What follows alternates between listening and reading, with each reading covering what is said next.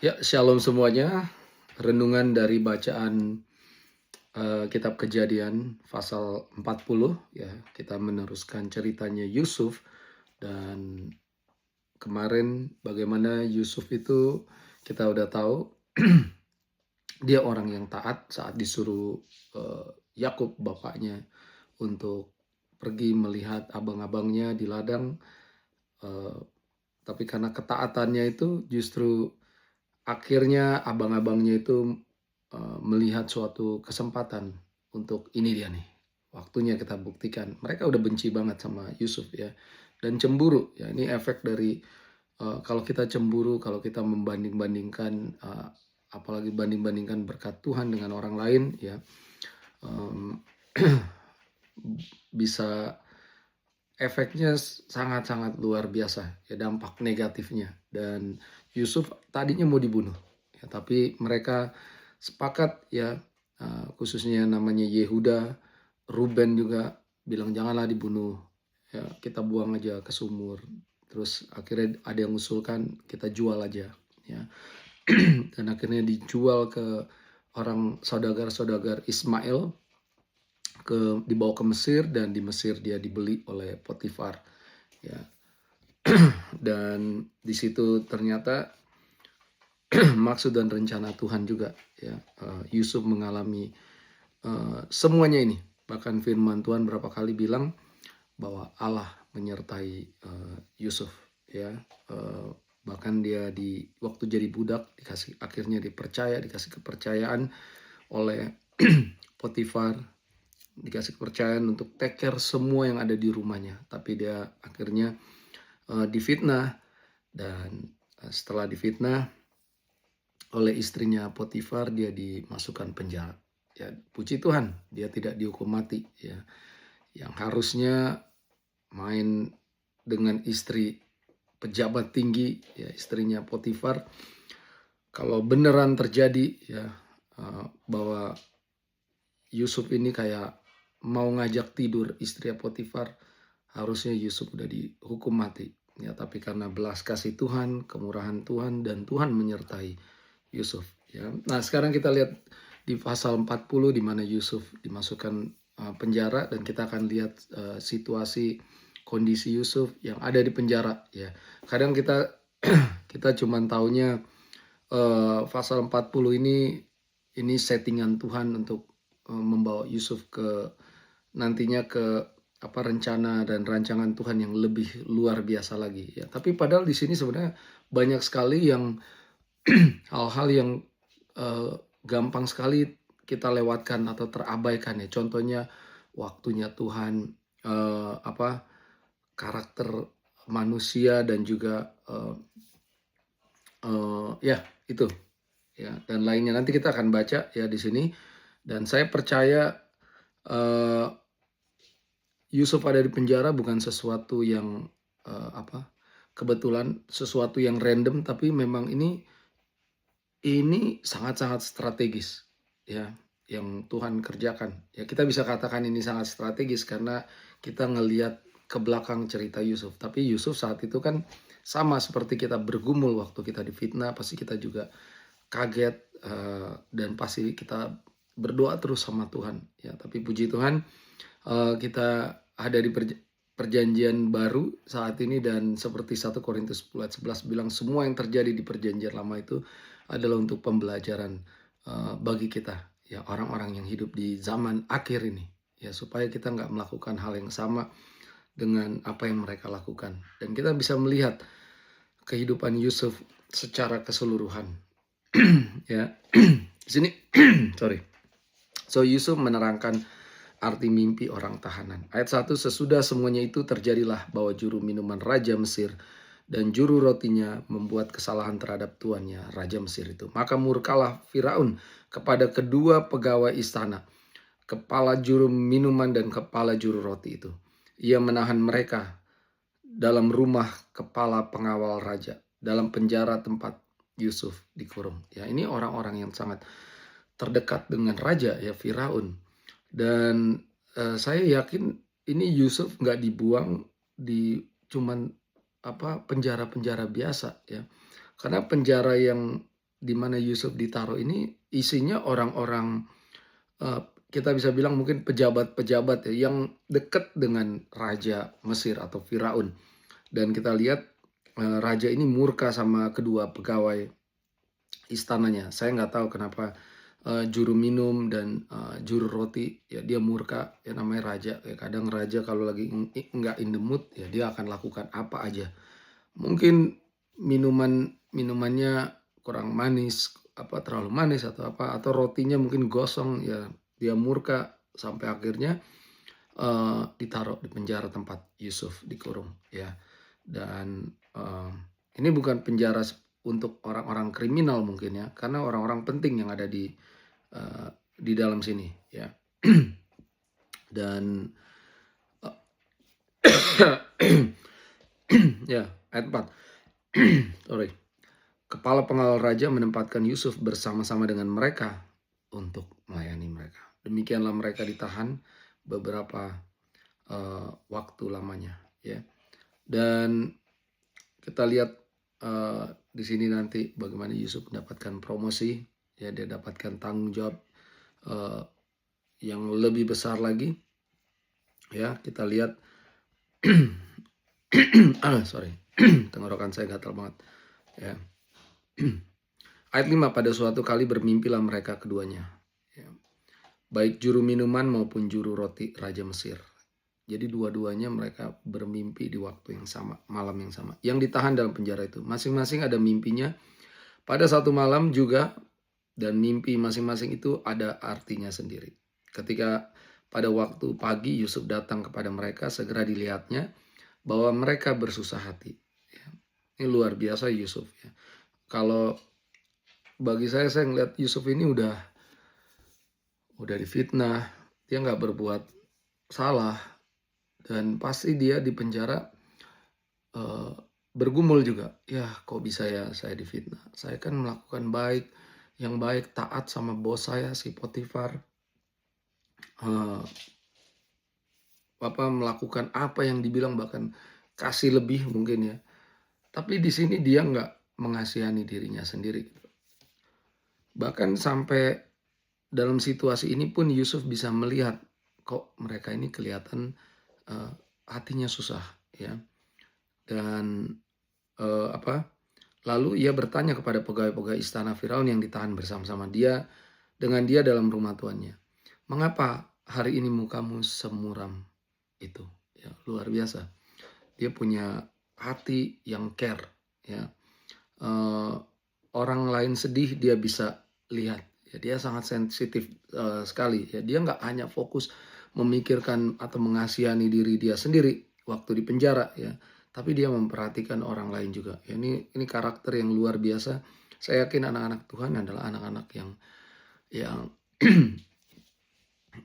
sensitif ya, melihat sekeliling kita. Kalau kita lagi bergereja ya, kita juga harus sensitif melihat siapa orang yang harus kita tegur, kita sapa, kita mungkin lagi down, kita mau buat dia semangat ya. Karena ada orang yang datang ke gereja ya minta disapa, minta dilayanin ya seperti bos. Tapi Yusuf ini tipe orang yang kalau ibaratnya datang ke gereja, dia cari orang mana yang mukanya lesu, yang mukanya kelihatan bermasalah. Ya, saya mau bangkitkan semangatnya lagi ya. Ayat 8, jawab mereka kepadanya, kami bermimpi, tetapi tidak ada orang yang dapat mengartikan. Lalu kata Yusuf kepada mereka, bukankah Allah yang menerangkan arti mimpi? Ceritakanlah kiranya mimpimu itu kepadaku.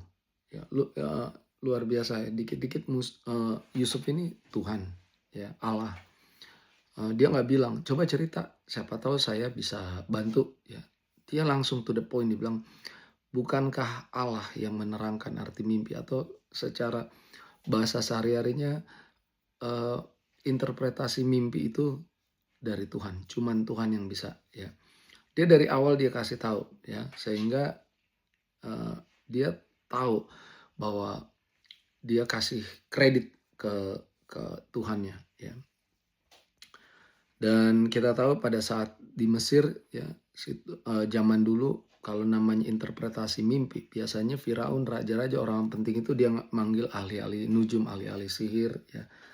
Dan tapi di sini kita bisa lihat bahwa Yusuf ini luar biasanya dia mengembalikan kemuliaan kepada Tuhan, ya. Padahal ini karunia yang Tuhan kasih sama dia, ya. Seringkali kita udah Tuhan yang kasih karunia, tapi kita yang menerima kemuliaan, ya. Kemudian juru minum itu menceritakan mimpinya kepada Yusuf. Katanya, dalam mimpiku itu tampak ada pohon anggur di depanku. Pohon anggur itu ada 3 carangnya, dan baru saja pohon itu bertunas, bunganya sudah keluar, dan tandan-tandannya penuh buah anggur yang ranum. Dan di tanganku ada piala Firaun. Ya, piala itu cawan. Buah anggur itu kuambil, lalu kuperas ke dalam piala Firaun. Kemudian kusampaikan piala itu ke tangan Firaun. Kata Yusuf kepadanya, beginilah arti mimpi itu. Ketiga carangnya itu artinya 3 hari. Dalam 3 hari ini Firaun akan meninggikan engkau dan mengembalikan engkau ke dalam pangkatmu. Wow, yang dahulu. Dan engkau menyampaikan piala ke tangan Firaun seperti dahulu kala, ketika engkau jadi buru minumannya. Tetapi ingatlah kepadaku apabila keadaanmu telah baik nanti. Tunjukkanlah terima kasihmu kepadaku dengan menceritakan hal ikhwalku kepada Firaun, dan tolonglah keluarkan aku dari rumah ini, sebab aku diculik, ya. Begitu saja dari negeri orang Ibrani. Ya, ini dia ngomongin tentang abang-abangnya. Tapi luar biasanya Yusuf nggak cerita tentang masalah keluarganya. Dia cuma bilang, aku diculik begitu saja dari negeri orang Ibrani. Dan di sini pun aku tidak pernah melakukan apa-apa yang menyebabkan aku layak dimasukkan ke dalam liang tutupan ini. Dia nggak cerita. Ini gara-gara istri Potifar tuh fitnah saya, makanya saya ada sini. Ini gara-gara abang-abang saya, dia nggak mengasihani dirinya, dan dia menjaga konfidensial. Ya, dia bukan orang yang mulutnya itu gampang membuka rahasia. Ya, ini waktu saya baca ini, wow, luar biasa. Kenapa Yusuf nggak sebut nama-namanya supaya orang tahu gitu, supaya kalau malu sekalian. Tapi dia memang orang yang luar biasa, punya karakter, murah hati. Dia memberikan kasih karunia ke abang-abangnya, ke istri Potifar. Ya, dia nggak mempermalukan.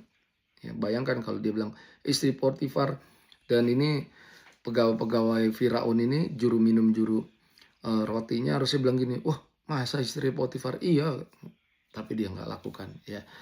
Dan ayat 14 ini dimulai dengan tulisan begini, tetapi ingatlah kepadaku apabila keadaanmu telah baik nanti. Ini bukan berarti Yusuf nggak ada iman, tapi saya yakin Yusuf melihat, walaupun dia orang beriman, ya, dia orang yang menggunakan common sense juga, ya, dimana dia melihat ini kesempatan, ya, dia mengartikan mimpinya itu, dan dia melihat bahwa juru minum ini akan mendapatkan kembali posisinya yang hilang itu, ya, dan dia akan terus melayani raja, ya. Mungkin dia berpikir siapa tahu nanti raja tahu dia dan bisa keluarin dia. Ya, ini sesuatu yang wajar, sesuatu yang normal, ya. Tapi dia bukan orang yang, Yusuf bukan orang yang cengeng, oh keluarin saya, tolong please, enggak, ya. Oke, kita lanjut. Setelah dilihat oleh kepala juru roti, ayat 16, betapa baik arti mimpi itu. Berkatalah ia kepadanya, aku pun bermimpi juga. Nah, tampak aku menjunjung 3 bakul berisi penganan. Dalam bakul atas ada berbagai makanan untuk Firaun, buatan juru roti, tetapi burung-burung memakannya dari dalam bakul yang di atas kepalaku. Yusuf menjawab, beginilah arti mimpi itu. Ketiga bakul itu artinya 3 hari. Dalam 3 hari ini Firaun akan meninggikan engkau tinggi ke atas dan menggantung engkau pada sebuah tiang. Wow. Dan burung-burung akan memakan dagingmu dari tubuhmu. Ya. Nah, ini sesuatu yang menarik, ya, yang Yusuf berani mengatakan apa yang menjadi arti mimpinya juru roti ini, ya, karena Yusuf percaya yang bisa mengartikan mimpi itu adalah Allah. Jadi Allah ngomong sama Yusuf. Yusuf inilah artinya untuk mimpinya si juru roti. Ya, arti mimpinya tidak seperti juru minum. Nah, juru roti ini karena ngelihat, enak banget didengar. Posisinya balik lagi. Siapa tahu gue juga akan balik lagi. Tapi ternyata enggak ya. Saya nggak tahu kenapa Firaun sampai marah sekali sama dia. Sampai dia nggak diampunin. Ya, tapi intinya di sini Yusuf taat mengatakan tentang kebenaran. Tuhan udah kasih tahu Yusuf. Bisa aja tadi Yusuf bilang, aduh nggak enak nih. Mau kasih tahu nih udah deh. Kamu relax saja, enjoy. Ya. Tapi dia kasih tahu. Walaupun mungkin ini akan menyakiti hati si juru roti ini. Ya. Dan kita lihat nanti ya. Apa yang terjadi kalau Yusuf bilang 3 hari untuk juru minum akan mendapatkan kembali posisi yang hilang itu. Juru roti juga ya, kita lihat ya. Dan terjadilah pada hari ketiga ayat 20 pas seperti interpretasi Yusuf ya tentang 3 hari. Jadi hari ketiga hari kelahirannya Firaun. Maka Firaun mengadakan perjamuan untuk semua pegawainya. Firaun party. Ia meninggikan kepala juru minuman dan kepala juru roti di tengah-tengah para pegawainya. Wow, ini yang sadis nih. Dua-duanya diangkat. Kepala juru minuman itu dikembalikannya ke dalam jabatannya sehingga ia menyampaikan pula piala ke tangan Firaun. Persis ya. Firaun memulihkan posisinya juru minum ya. Dan akhirnya juru minum akhirnya punya akses melayani raja atau Firaun ya. Ya ini saya yakin juru minum ini bukan juru minum hamba atau pelayan biasa ya. Untuk raja seperti Firaun nggak sembarangan cuman sekadar juru minum, pelayan ya. Ini orang yang bertanggung jawab untuk minuman Firaun ya. Kita ngomongin orang yang sangat dipercaya ya, harus orang paling dekat ya. Dan dua-dua, tetapi kepala juru roti itu digantungnya. Wow. Seperti yang ditakbirkan Yusuf kepada mereka. Ini tragis sekali ya. Dan Yusuf taat ya. Dia nggak hanya mau kasih tahu sesuatu yang enak-enak aja di telinga ya. Saya yakin orang yang memberitakan suara kebenaran ya, dia akan taat sama Tuhan sekalipun ada harga yang dibayar. Mungkin orang sakit hati ya, tapi kalau itu memang dari Tuhan kita harus perkatakan. Tetapi Yusuf tidaklah diingat oleh kepala juru minuman itu, melainkan dilupakannya. Ya, padahal Yusuf minta ya di ayat 14 tadi. Dia bilang juru minum, karena dia tahu juru minum ini akan mendapatkan posisinya kembali. Ingat saya, kasih tahu sama Firaun ya, mungkin dibilang kayak gitu. Gua tuh di sini begini ya. Dan dia dilupakan ya. Tapi sekalipun dilupakan ya, memang ayat ini berakhir gantung. Ya, nanti kita akan dapati di pasal 41. Pasal ini gantung di ayat 23-nya cuma dibilang dilupakan.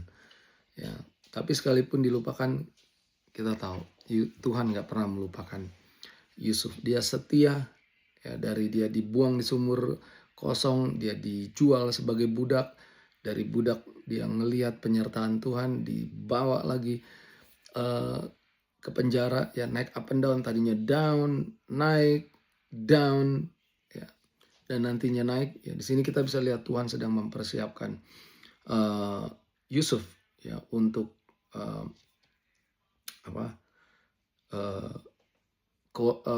responsibility, tanggung jawab yang jauh lebih besar lagi ya. Saya percaya juru minum melupakan dia ini sepertinya delay ya, ada jeda di mana Tuhan itu benar-benar mau membentuk karakter Yusuf di penjara. Ya, dipenjarakan dia dapat kepercayaan oleh bos penjara ya. Pokoknya semua urusan penjara ya, Yusuf itu yang kerjakan, ya. Dan kita tahu bahwa pada saat Tuhan sepertinya ngulur-ngulur waktu atau ada delay, ya, Tuhan sedang mempersiapkan eh, Yusuf dan mempersiapkan kita. Mungkin ada kita lagi kayak merasa harusnya Tuhan udah jawab nih sekarang, tapi Tuhan belum jawab-jawab. Ya, percayalah, janji Tuhan akan dikenapi tepat waktunya Tuhan dengan caranya Tuhan. Ya, kiranya lewat sharing ini diberkati, ya, luar biasa kehidupan Yusuf ini, ya. Oke, sampai ketemu di Kejadian 41. Tuhan berkati.